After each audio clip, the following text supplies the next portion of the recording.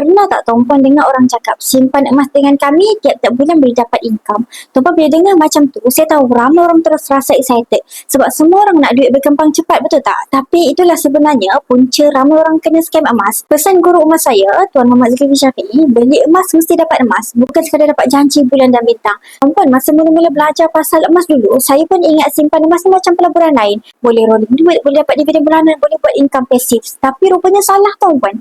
Sebab fungsi utama emas bukanlah untuk bagi pendapatan tetap, tapi fungsi emas adalah untuk simpan nilai kekayaan tuan-puan. Sebab itu tuan-puan, kalau ada orang yang offer tuan-puan simpan emas boleh dapat profit konsisten setiap bulan, tolong hati-hati. Kalau bunyi terlalu indah untuk jadi kenyataan, biasanya memang bukan kenyataan tuan-puan. Ramai orang sekarang makin bijak, tapi dalam masa yang sama makin mudah FOMO, takut tertinggal trend, takut orang lain untung dulu.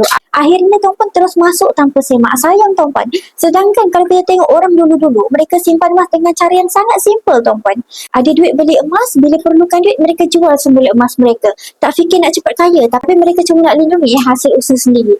Sebab itu tuan-puan, sebelum simpan emas, semak dulu beberapa perkara. Siapa syarikat di belakangnya, apa modal bisnes dia, dan yang paling penting, bila beli emas, adakah tuan-puan benar-benar dapat emas? Sebab dalam dunia hari ini, lebih ramai orang rugi sebab tamak tuan-puan, bukan sebab tak cukup duit. Jadi sekiranya tuan-puan mencari platform terbaik untuk mulakan simpanan emas, sebelum mulakan bersama dengan Public Gold, isi borang saya dekat bawah. Saya bantu cara bermula. Assalamualaikum.